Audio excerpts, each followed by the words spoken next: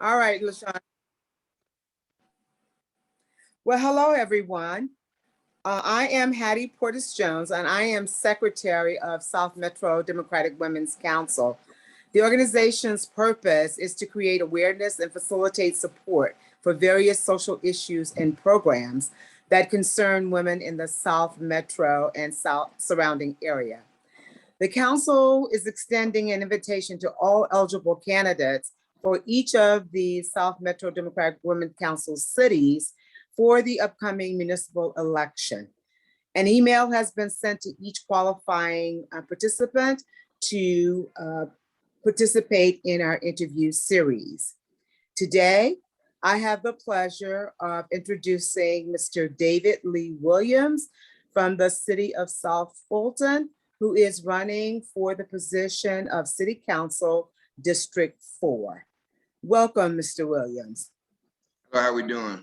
Thank you for having me. Thank you. Thank you. So here's an opportunity. Let's begin by telling us a little bit about yourself. Okay, I'm originally from Atlanta. I spent 20 years in the military. I did logistics when I was in the military. Which branch? Army. Okay. Which I was a 92 Alpha. I worked in education for 10 years. I coached girls basketball and track. I work, well, part-time, partnership with two churches, a Church Agape of God, and I pick up bread, and the Christian Community Church of Fulton Industrial. And Saturdays I go there and help feed homeless and low-income people. So what is your platform? What is your platform, and why are you seeking election for the council seat in District 4? A couple reasons why I'm seeking election for the City of South Fulton. I think the City of South Fulton is lacking leadership and understanding, as far as I've seen several times where there was bickering and fighting among each other. And to me, that's something you don't do in public. You know, you have those issues, you do it behind closed doors, but when you come out, you show unity and you have an adult conversation about whatever you're trying to accomplish. It's okay to be passionate about what you believe, but also there's a respectable manner that you do.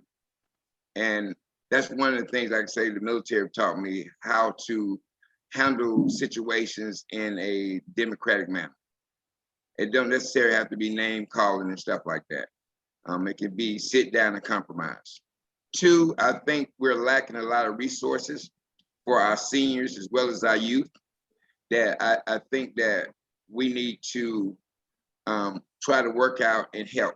Because my mother is in her 70s and she has to go all the way down to the city of Atlanta to get resources as a senior. And I think for a senior, that's too far to be trying to travel. Even though my mom still drives, but for her to drive that far and have to sit 2 and 3 hours to get something accomplished, when on this end of town, we should have something for them. They shouldn't have to go that far. Because I coach, you know, I have a feeling for youth. So there's a lot of programs that we should offer for youth, especially in our district. In our district, we don't have a community center.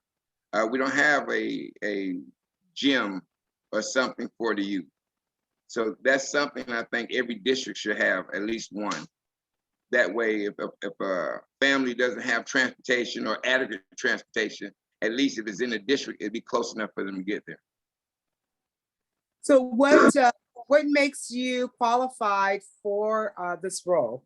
You articulated some things, but connect the dots for us. Okay. When I was in Kuwait for 3 years, and it was a place called Camp Doha. Camp Doha was 500 acres. On Camp Doha, there was 300 AC units, 18 full-size Caterpillars, which ran the electricity for the whole installation. I was responsible for the ordering, the repairs, and the building of for Doha. Those are the things that I was responsible for, the living quarters. When people came to Doha, the orientations, when people came to Doha, I was responsible for making sure they get situated. I also, during the war, I was responsible for the safety of the installation. I ran the safety team. I made sure that the gates were secured. We had enough added security for in case something happened. I also had a warehouse. What I did before the war started is I started getting stuff, and you may think this is funny, but a lot of people liked it. I made sure before the war started, I had over about 600,000 rolls of toilet paper.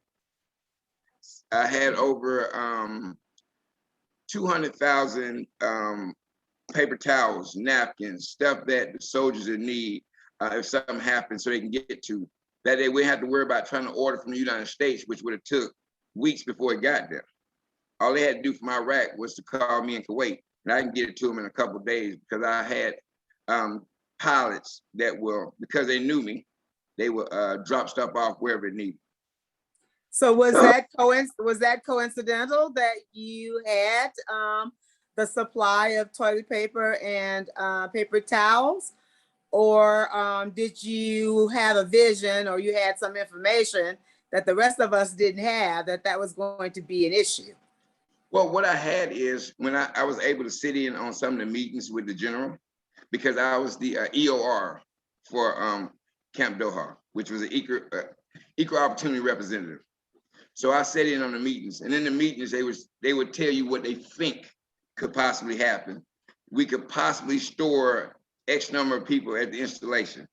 Even though our installation was able to only hold 1,200 people, but they had said that it could be a situation where we can hold up to 25, and then also we had out in the desert, we had about 25,000 that was set in the desert. And they used to come in every Friday so they can get stuff from the PX, stuff that, they needed. So my responsibility was to make sure that we had enough aggregate stuff for when all these people showed up, if they showed up, and they did show up. All right, help the average citizen or your voter to understand how that experience will help you to serve them as their council person. Okay, so picture Doha and Arab John. Arab John is what we built because they wanted to be closer to the water. So we built Arab John. I was in charge of paying all the contractors, ordering all the supplies so they can build another base that was farther south than us. So my experience from the military was the fact that is, I know how to prepare for something that may or may not happen. I know how a city works. So you picture Doha and Arab Johns as like little cities. Of course, 500 acres is, a normal person would say that's really not a lot. But believe it or not, that it was pretty big. It was nothing that you could just walk. And then Arab John was about probably another half bigger. So you're talking about 750 acres. So I had to make sure water was done. I had to make sure electrical was done. I had to make sure things were installed. So like, I'm giving you a good example. So I did my research and found out that the tissue that they used in Europe was too thick for the plumbing that we had in Kuwait.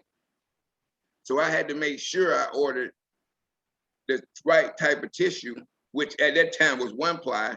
That way it would flush through the systems so we wouldn't have anything backed up on the installation.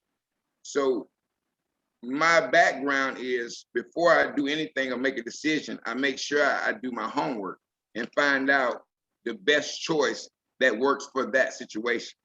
Because 2 situations could be the same, but each decision may be different because of where the situation is or who's in the situation. Very true, very true.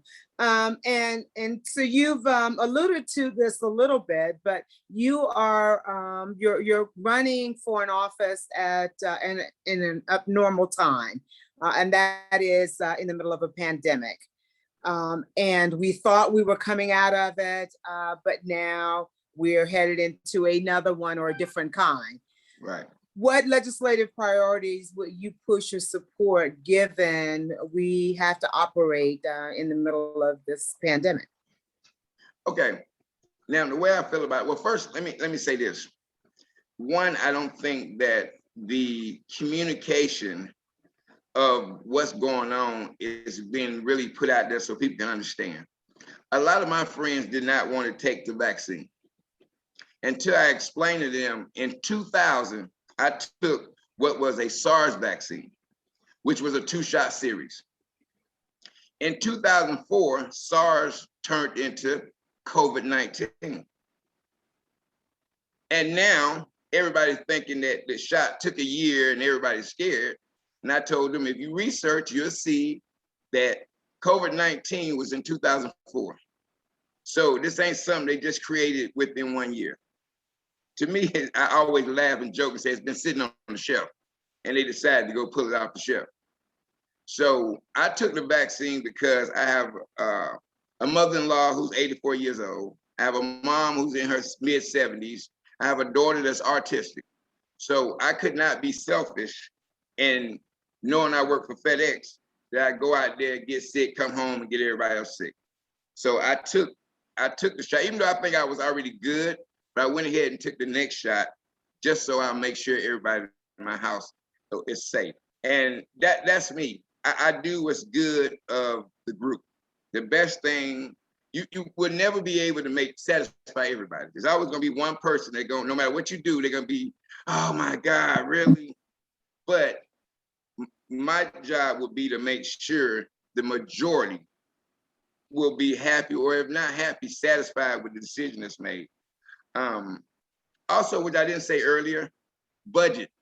When I was in Kuwait, I worked on a budget. Before the war started, my budget was $10 million a month. When the war started, my budget became $10 million a day that I was responsible for. And then I had $506,000 worth of equipment that I was assigned for in Doha. And I didn't lose anything.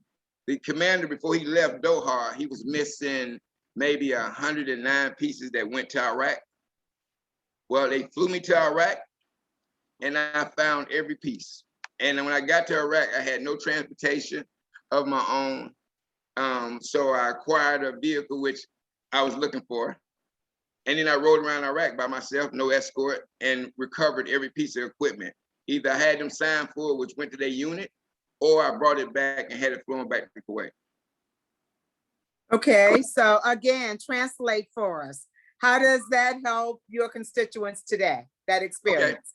Okay. The way it helps is the fact that I will make sure at the end of the day, whatever the job is or whatever we're trying to accomplish, I will extinguish every opportunity or every situation I have to make sure the job is done. Okay, fantastic. So what can the constituents of District 4 look forward to from you, Mr.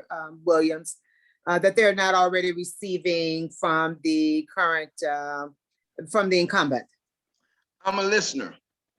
You know, it's the way I look at it, it's not my district or my city, it's ours. So you may have an issue or a problem or a situation that I'm not aware of, or because it's something don't affect me directly. Well, I will listen to you and help you come up with a situation or a solution to your problem. Or if it's one of those things that I can't fix, you know, I'll get on the phone with people who are in those positions that can help or can fix, and I'll make sure I get an answer to somebody. I'm sorry. And I'm a hands-on person. I like to get involved. So it ain't something that I'll just say, okay, yeah, let me call somebody. I'll come out and survey the situation myself and maybe have an answer for you. Okay, fantastic. So how can people get in contact with you? Okay, I have I have a number that they can call. Also. Also, I have an email address as well. Would you state all of that in the recording, please? Yes, ma'am. All right. My phone number is 404 997-8622. And your email address? My email address is David Lee Williams 2017 @gmail.com. All right, Mr. Williams. So thank you so much for taking the time out of your busy schedule to interview with the South Metro Democratic Women's Council.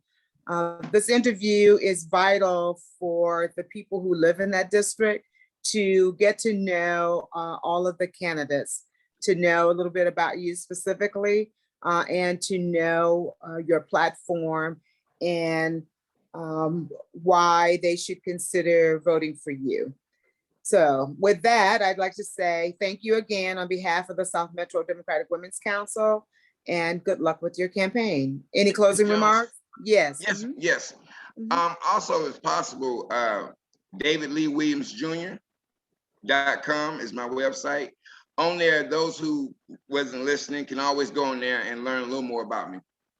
Fantastic. Thank you for that information. All right. Well, again, thank you so much and good luck on your campaign. Thank you, Ms. Jones, and thank you for having me. Mhm.